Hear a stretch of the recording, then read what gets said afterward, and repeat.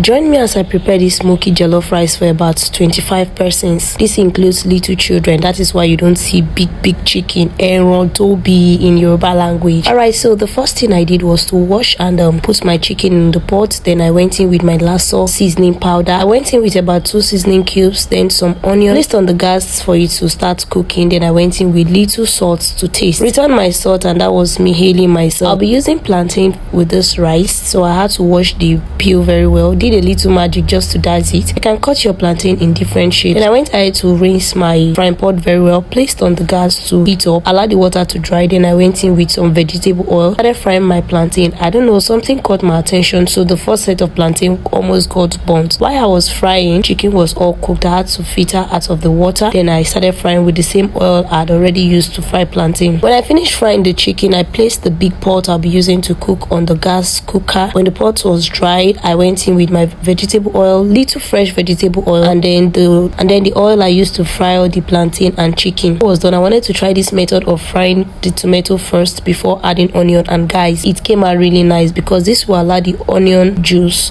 circulate with the tomato very well. I went in with my spicy tea jollof, 2 sachets of it. Went in with some jollof rice seasoning powder. This seasoning powder is very good. Then I added my meat stock, or should I say my chicken stock, and little water, covered and allowed this to cook for a while I go ahead to wash my rice. Now guys, this is one thing for large portion of rice, if you will not be parboiling, because if you're doing that for the house, you don't need to parboil. Just add salt and then wash your rice very well. This will bring out all starch and dirt from the rice. When I opened the rice, I realized I've not put my curry powder and thyme. Then I went in with it. It was already boiling, so I went in with my rice, stir this very well, made sure there was enough water to cook for about 30 minutes. Then I covered it, although I did not show that process where I covered it. But guys, the process of cooking this rice will leave it very nice. It will not be saggy, it will not be gummy. Then I went ahead to start washing all the stuff I had used to cook. That was me washing my sink. You know, I poured the chicken into the sink and I don't want that foul smell. Went in with some detergent and washed this thoroughly. While I was doing that, our rice was cooking. Then I went ahead to check it, guys. This rice was beautifully cooked, although it wasn't soft here, not that kind of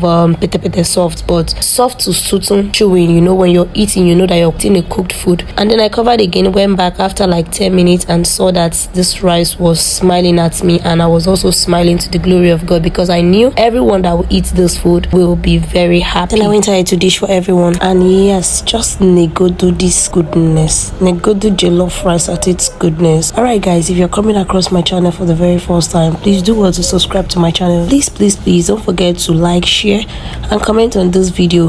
Most importantly, don't forget to click on the notification bell so you get notified each time I post a video. Thank you all for watching. Bye.